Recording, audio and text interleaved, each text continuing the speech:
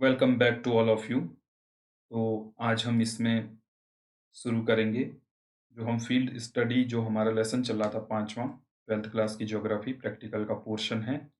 तो उसमें आज हम क्षेत्रीय सर्वेक्षण एक चयनित अध्ययन इस टॉपिक के ऊपर बात करेंगे। तो चलिए शुरू करते हैं। आप जानते हैं, अच्छा, तो टॉपिक का नाम है क्षेत्रीय सर्वेक्षण एक चयनित अध्ययन, field survey, case studies. Case study के बारे में हम इसमें देखेंगे। आप जानते हैं कि स्थानीय स्तरों पर स्वरूपों, प्रक्रियाओं एवं घटनाओं को समझने में क्षेत्रीय सर्वेक्षण का महत्वपूर्ण योगदान होता है। सामान्य प्रसंगों से संबंधित किसी भी विषय के अध्ययन के लिए क्षेत्रीय सर्वेक्षण आयोजित किया जा सकता है। फिर भी चयनित अध्ययन के लिए विषय का चयन उस क्षेत्र को प्रकृति व विशेषताओं द्वारा पर निर्भर करता है जहाँ क्षेत्रीय सर्वेक्षण आयोजित किया जाना है। उदाहरण के लिए कम वर्षा तथा कृषिगत निम्न उत्पादकता वाले क्षेत्रों में सूखा अध्ययन का मुख्य विषय हो सकता है। दूसरी ओर असम, बिहार, पश्चिम बंगाल आदि जैसे राज्यों में जहाँ वर्षा ऋतु में बहुत अधिक वर्षा संबंधी परिस्थितियां होना तथा प्रायः बाढ़ आना आमतौर पर होता रहता है। बाढ़ों द्वारा होने वाली हानि फ्लड है। हाँ, बाढ़ को हम फ्लड बोलेंगे, सूखे को हम ड्रॉट बोलेंगे। ठीक, हानि के मूल्यांकन का सर्वेक्षण आवश्यक हो जाता है। ऐसे ही धुआं उत्सर्जित करने वाली औद्योगिक इकाइयों के निकट वायु प्रदूषण का चयनित अध्ययन मुख्य विषय के रूप में उभरता है। पंजाब और पश्चिमी उत्तर प्रदेश जो अनेक वर्षों से हरित क्रांति में से लाभान्वित होते रहे हैं, में कृषि भूमि उपयोग का बदलाव या बदलता स्वरूप अध्ययन के लिए एक महत्वपूर्ण विषय बन जाता है। इस अध्याय में हम सूखे व गरीबी पर विशेष चयनित अध्ययन के आयोजन पर चर्चा करेंगे। ये आपके सम्मिलित पाठ्यक्रम प्रक्रमणों में से में प्रक्रमणों में से चुने गए हैं जो निम्नानुसार हैं। अब देखिए क्या है कि जब हम कोई फील्ड स्टडी करते हैं तो उसमें हम लोग क्षेत्रीय सर्वेक्षण के लिए जब बात चल रही तो उसमें आप प्रॉब्लम जो इसमें दी गई है, क्योंकि to be find the problem आपको सबसे पहले क्या करना है कि एक समस्या चुननी है, समस्या को परिभाषित करना है। तो यहाँ पर समस्याएं क्या दे दी हैं इन्होंने, समस्याएं यहाँ पर मोटा मोटा एक अनुमान आपको दे दिया है ओवरऑल रिव्यू करके कि भाई ड्रॉट की प्रॉब्लम हो सकती है, फ्लड की प्रॉब्लम हो सकती है।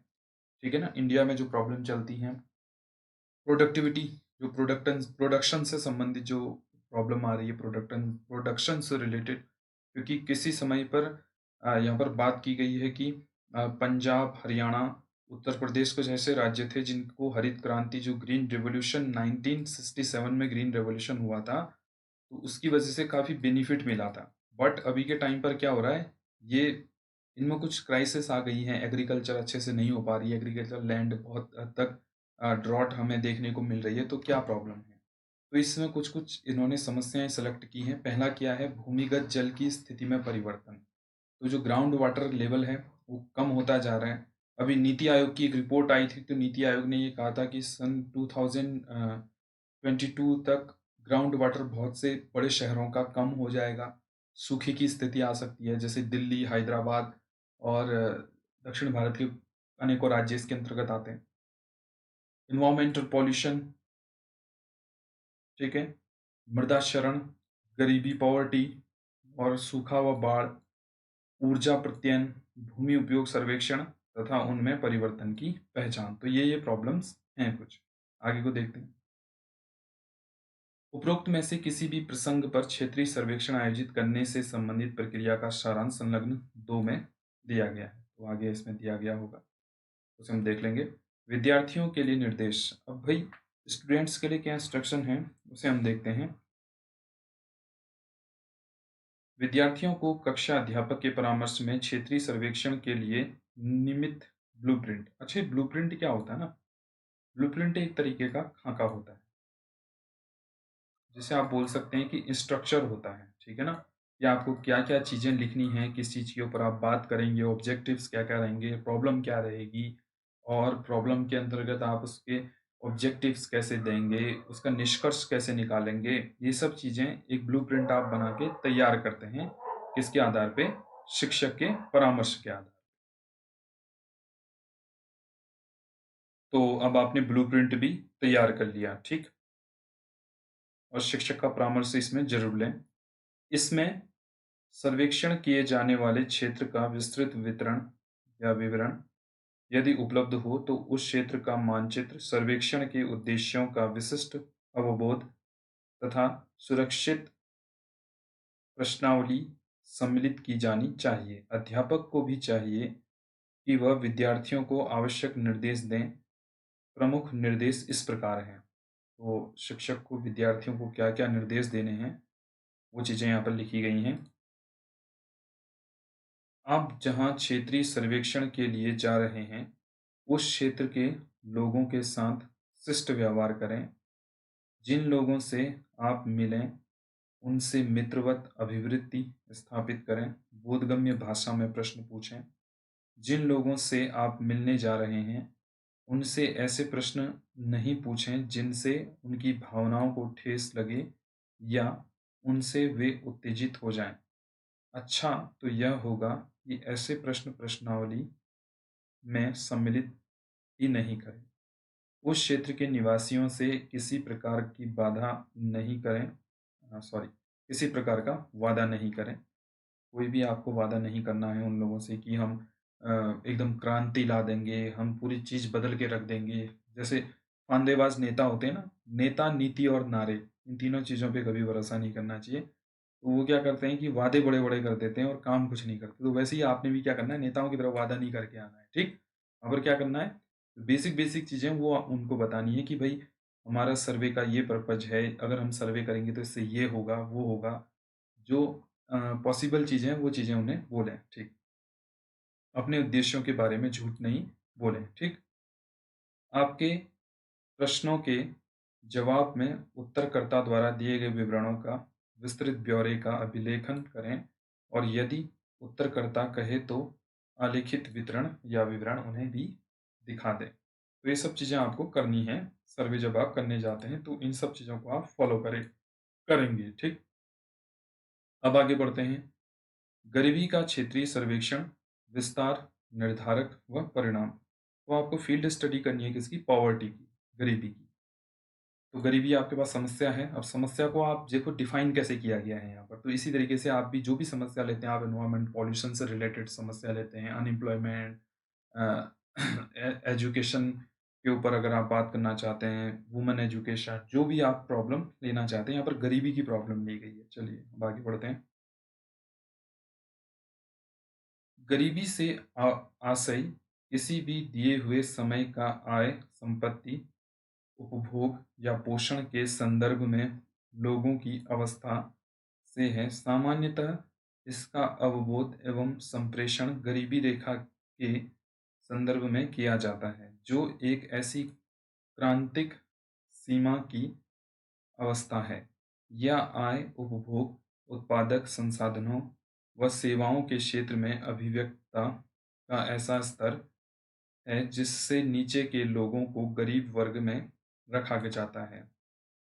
गरीबी के पहलू का असमानता से निकट का संबंध है, जो कि इसका उत्पत्ति कारक भी है। इस प्रकार गरीबी न केवल एक निरपेक्ष बल्कि सापेक्ष अवस्था भी है। एक प्रदेश से दूसरे प्रदेश में इसमें भिन्नताएं पाई जाती हैं, फिर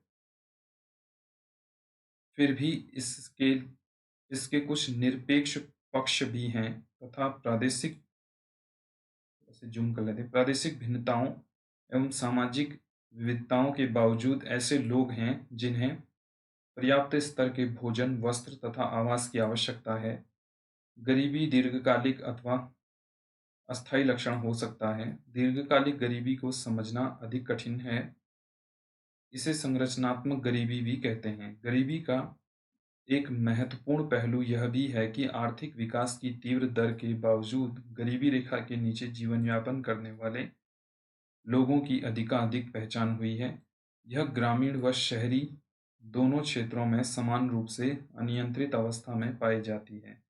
अतः गरीबी एवं उसके उन्मूलन के उपायों के विभिन्न पहलुओं का अध्ययन क्षेत्रीय सर्वेक्षण के द्वारा किया जा सकता है। चित्र संख्या 5.1 और 5.2 क्रमशः गरीबी से ग्रसित परिवारों तथा गांवों की झलक दर्शाते हैं। तो यहाँ पर ये है, आप देख सकते हैं, ये ग्रामीण क्षेत्र है, कुछ लोग हैं, कुछ उन्होंने पेट्स पाले हुए हैं। तो ये है, ये उनका मकान है, गरीब बस्तियां हैं, ठीक है ना। ठीक,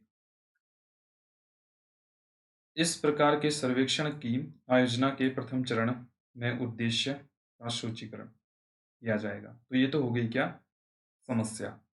अब इसमें ऑब्जेक्टिव्स आपको बनाने पड़ते हैं।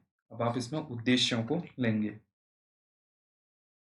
मस्तिष्क में निम्नांकित उद्देश्य धारित करते हुए गरीबी के परिमाण निर्धारकों एवं परिणामों का अध्ययन किया जा सकता है। पहला है इसमें गरीबी रेखा के मापन के लिए समुचित मानदंडों की पहचान करना। दूसरा है आय, संपत्ति, व्यय, पोषण, संसाधनों तथा सेवाओं में अभिगम्यता के आधार पर लोगों के कल्याण के स्तर का मूल्यांकन। अगला है गांव और वहां के निवासियों की ऐतिहासिक तथा संरचनात्मक स्थितियों के संदर्भ में गरीबी की अवस्था की व्याख्या करना। नेक्स्ट है गरीबी के निहितार्थों का परीक्षण करना। अगला है व्याप्ति। व्याप्ति का मतलब ये होता है कि इसमें आप कवरेज क्या क्या करेंगे, ठीक है ना। सर्वेक्षण के क्षेत्रीय, कालिक और विषयक पहलुओं को स्पष्टता समझने की आवश्यकता है। अब क्षेत्रीय, ठीक है ना, जो स्पेशियल है उसके बारे में बात चलेगी। पूर्वोत्तर उद्देश्यों की प्राप्ति के लिए ग्रामीण अथवा नगरीय बस्तियों के कुछ चयनित भागों में क्षेत्रीय सर्वेक्षण आयोजित किया जा सकता है। चयनित क्षेत्र का विस्तार 200 हेक्टेयर या उससे अधिक तथा जिसमें लगभग 400 निवासी अथवा 1,100 परिवार होने चाहिए। कालिक है जो इसमें टेम्पोरल जिसे हम कहते हैं। यदि अध्ययन में सम्मिलित समस्या चिरकालिक गरीबी से जुड़ी हो तो अध्ययन औसत परिस्थितियों पर आधारित होना चाहिए जिनमें प्रत्युत्तर गांव के साथ साथ उसके निकटवर्ती क्षेत्र की वर्षा के सामान्य वर्ष के संदर्भ में होना चाहिए। अस्थायी गरीबी के लिए वर्तमान वर्ष की परिस्थितियों की जानकारी एकत्रित करनी चाहिए। अब है विषयक। तो विषयक में आप देखेंगे कि थीमेटिक क्या क्या है। विषयक रूप में अध्ययन में पारिवारिक अथवा व्यक्तिगत इकाई को आधार बनाना चाहिए। इसमें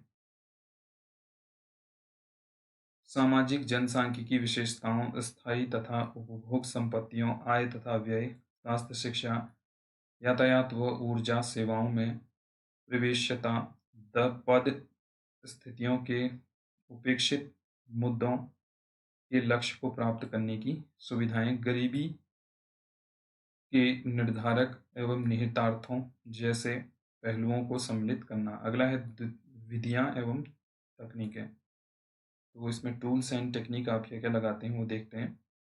द्वितीयक सूचनाएं आपको कहाँ से मिलेंगी। क्षेत्रीय अध्ययन के लिए जाने से पहले आपको गरीबी तथा क्षेत्र में से जुड़े सामान्य तथा चयनित गांवों से जुड़े साहित्य का अध्ययन कर लेना चाहिए। आर्थिक विकास, सामाजिक परिवर्तन तथा आर्थिक सर्वेक्षणों से संबंधित प्रकाशित लेखों के माध्यम से गरीबी से जुड़े अनेक पहलुओं यथा अर्थ, मापन, मानदंडों, कारकों, कारणों आदि की संकल्पनाओं को समझा जा सकता है। जिला जनगणना रिपोर्ट या ग्राम स्तरीय प्राथमिक सांख्यिकी सारांश, ग्राम स्वराज्य अधिकारी व पटवारी लेखपाल कर्मचारी से कृषि, पशुपालन आदि के आधारभूत आंकड़े प्राप्त किए जा सकते हैं। कहने का मतलब ये है कि अगर आप गांव में जा रहे हैं वहाँ की पॉवर्टी देखने के लिए, तो एक्चुअल में कितने लोग पॉवर्टी में बिलोंग कर रहे हैं, ठीक है ना, कितने लोग गरीब हैं, तुम्हें एक्चुअल में कैसे पता चलेगा। आप पूछने के लिए जाओगे किसी से कि भैया आप गरीब हैं या अमीर हैं, वो क्या बताएगा, वो गरीब ही बताएगा कि इनकम टैक्स का छापा ना पड़ जाए। ठीक, तो आपको क्या करना है, जो उसमें रिस्पॉन्सिबल जो अधिकारी हैं, आप ग्राम विकास अधिकारी या पटवारी, लेखपाल, जो कृषि के कर्मचारी उनके पास जा सकते हैं, उनके पास डाटा वगैरह उपलब्ध होता है। ठीक।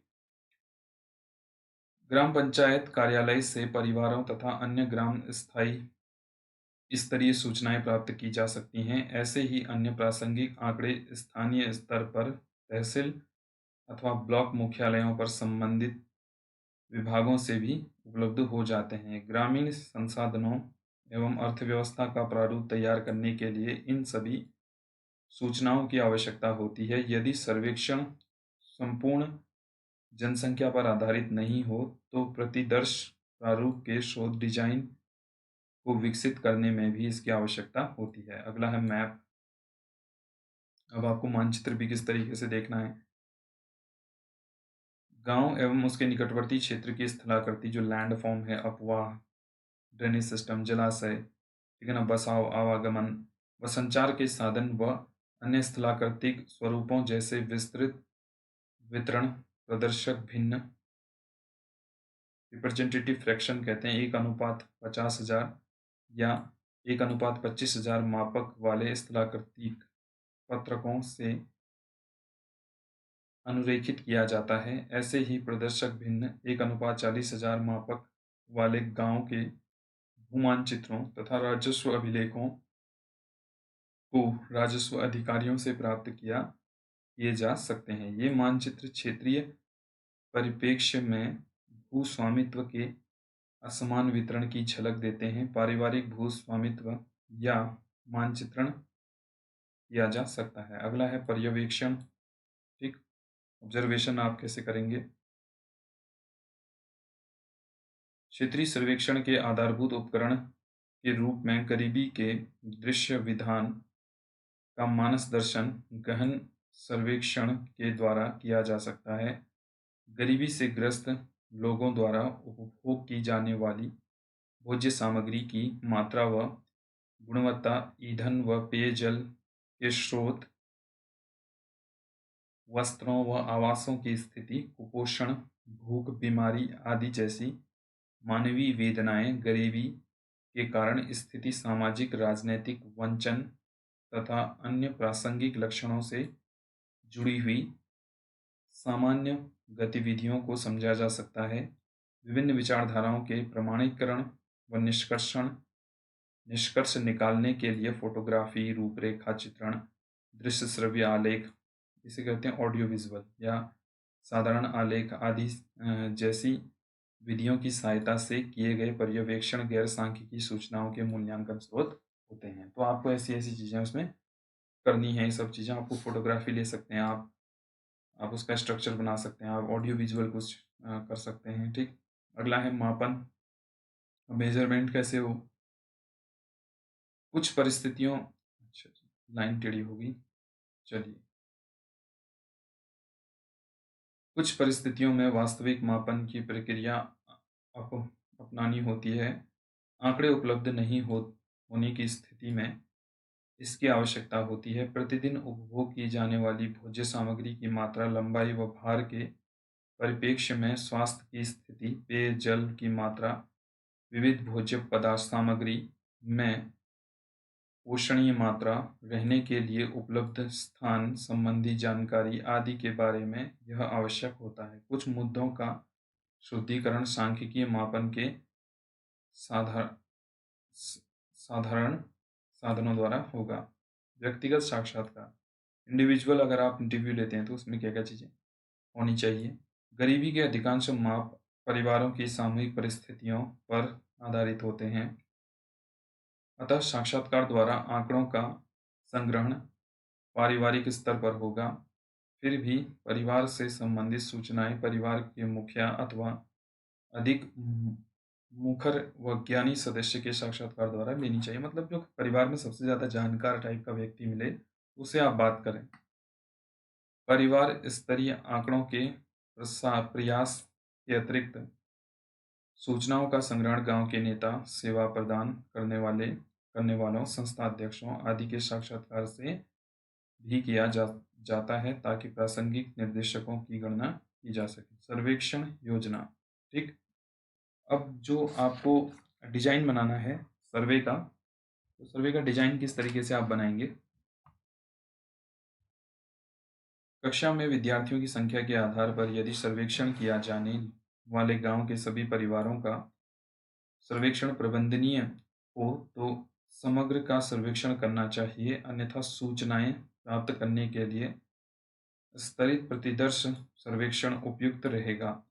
परिवारों का स्तरीय भूस्वामित्व वर्गों, सामाजिक वर्गों, अधिवासों को जाल अथवा संकेंद्रीय वृत्तों द्वारा विभाजित करने करके किया जा सकता है। स्तरीकरण के लिए परिवारों को सूचीबद्ध करने के साथ साथ मानदंडों, लक्षणों तथा अधिवासों का प्रारूप दर्शाते हुए काल्पनिक मानचित्र को निम्न प्रकार से पूर्ण किया जा सकता है। तो ये आप तालिका देख लें कि पिता का नाम, सामाजिक वर्ग, भूमि कितनी है, घर की स्थिति कैसी है, टिप्पणी आप लिखेंगे।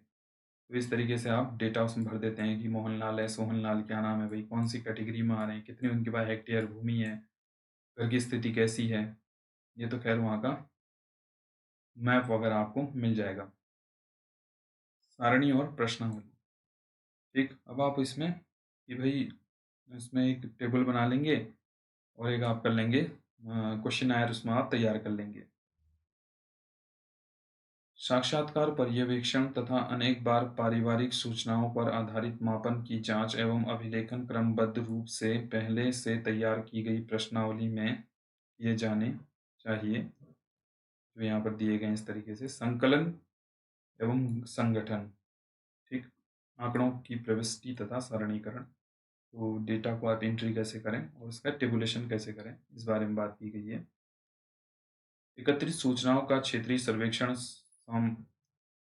समापन होने के बाद संकलन एवं अग्रिम संगठन तथा विश्लेषण करने की आवश्यकता होती है। अब इस कार्य विस्तृत पत्रक के स्वरूप में सुविधापूर्ण निष्पादित किया जा सकता है।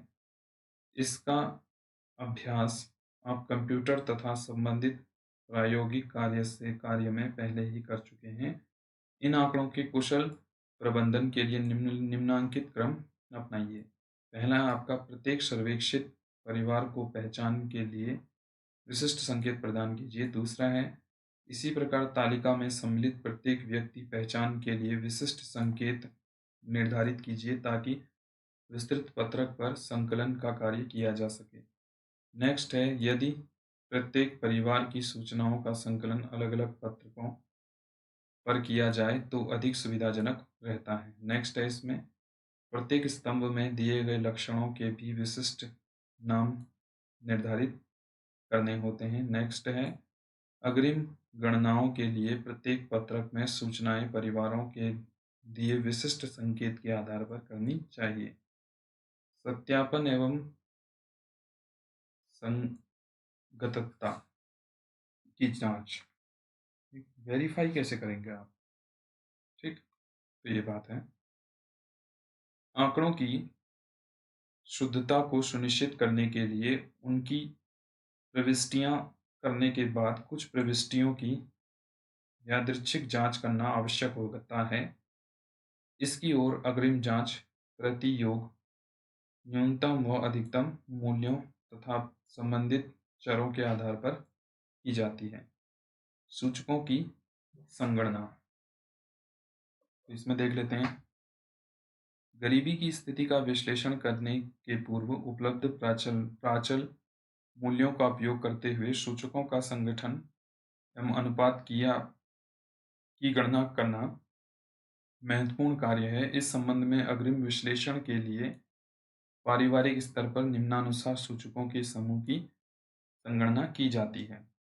तो इसमें क्या क्या होगा, कुल संपत्तियों, कुल आय, कुल व्यय, खाद्य उपभोग, पोषण के स्तर आदि आधार पर मापन की हुई कल्याण की स्थिति को इंगित करने वाले समूह। नेक्स्ट है परिवार संरचना का आकार, व्यवसायों के प्रकार, शिक्षा स्तर, जोतों का आकार, सिंचाई की स्थिति, उगाई जाने वाली फसलों के प्रकार, रोजगार के गौण स्रोत, उत्पादक संपत्तियों का स्वामित्व, लैंगिक समानता की स्थिति आदि जैसे चिरकालिक गरीबी के कारणों की व्याख्या करने वाले सूचक। नेक्स्ट है लैंगिक अभाव पर भेदभाव की स्थिति, बच्चों और युवाओं में साक्षरता पर शिक्षा का स्तर, रोजगार की विविधता, उत्पादक तथा उपभोक्ता संपत्तियों, फसल उत्पादन, व्यय के प्रारूप, पोषणीय उपभोग आदि के आधार पर गरीबी के परिणामों से संबंधित सूचकों की संगणना की जा सकती है। एक महत्वपूर्ण बात ध्यान देने योग्य है कि गरीबी के साथ वृत्ताकार संबंध होने से कई कारणवाचक कारक परिणाम के तत्व भी हैं। दृश्य प्रस्तुति, तो अगला टॉपिक इसमें आएगा। जो विजुअल प्रेजेंटेशन आप देते हैं, तो विजुअल प्रेजेंटेशन का क्या मतलब यहाँ पर निकल के आता है, उसके बारे में बात की गई है। जैसा कि आप जान चुके हैं कि प्रमुख विशेषताओं के विवरण प्रारूप को दर्शाने के लिए मानचित्रण कला के अंग के रूप में संक्षिप्त तालिकाओं, आरेखों एवं रेखा चित्रों का उपयोग किया जा सकता है। गांव में गरीबी के वितरण प्रारूप को दर्शाने में भी इनका उपयोग किया जा सकता है। इस उद्देश्य से भूस्वामित्व के वर्गों अथवा जाति आधारित वर्गीकरणों सहित पारिवारिक सामाजिक वर्गों के आधार पर तालिकाएं बनाई जा सकती हैं। इसी प्रकार लोगों के कल्याण की स्थिति दर्शाने के लिए उत्पादक संपत्तियों अथवा कुल व्यय पर आधारित परिवारों के पृथक्करण के संयुक्त सूचकों का उपयोग किया जा सकता है। लोक कल्याण की भिन्नताओं को गरीबी रेखा खींचकर तथा वर्गवार परिवारों को गरीबी रेखा से ऊपर व नीचे विभाजित करके भी प्रदर्शित किया जा सकता है, ताकि समाज के गरीबी से ग्रस्त वर्गों एवं उनकी सामाजिक पृष्ठभूमि की को समझा जा सके। लॉरेंज वक्र, तो लॉरेंज वक्र बहुत ज़्यादा इंपॉर्टेंट है, वो आता है हर एग्जाम में। लॉरेंज वक्र इस असमानता को दर्शाने वाला एक प्रमुख उपकरण है। इसका उपयोग गांव के गरीब परिवारों की संपत्तियों, आय तथा व्यय दर्शाने के लिए किया जा सकता है। विषयक मानचित्र, थीमेटिक मैपिंग क्या है, इसका कैसे उपयोग हो।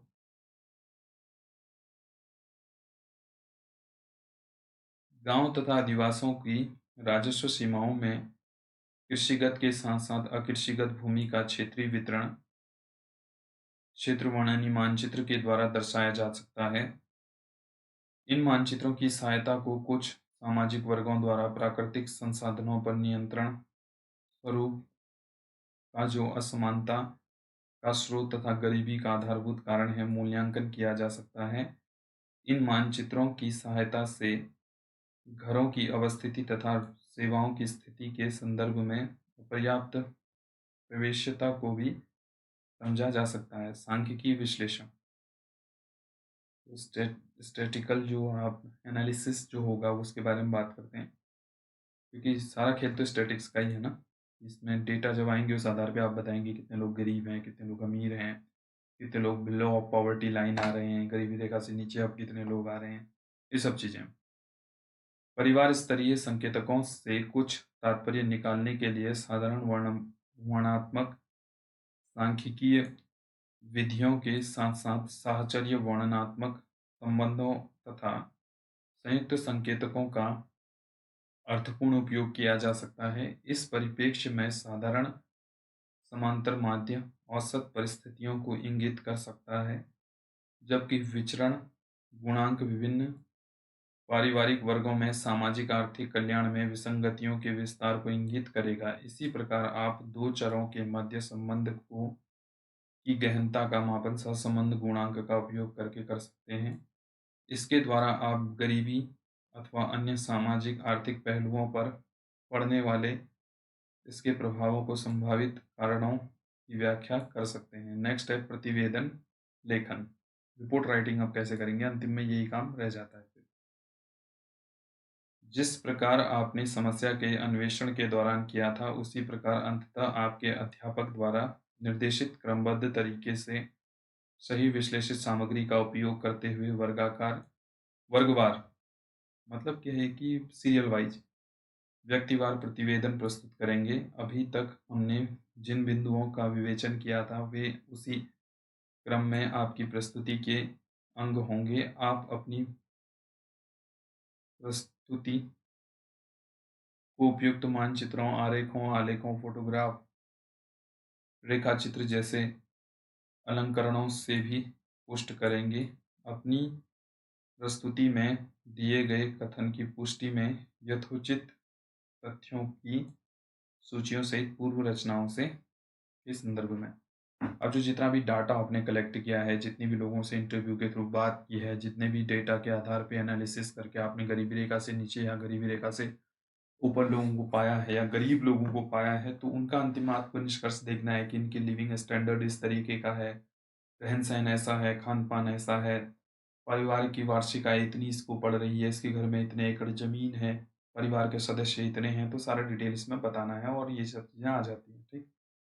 तो डियर ऑल स्टूडेंट्स, आज के लिए इतना काफ़ी है।